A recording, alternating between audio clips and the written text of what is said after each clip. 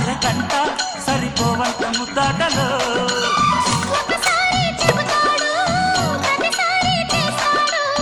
అంటూనే చీపాడు అందంతో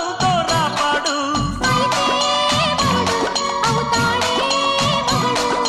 అసలే రతివి అవుతావే సతివి ఘుంఘుమాయించు కొంచెం లవ్లగాయించు లంచం మన్మధించింది మంత్రం మంచం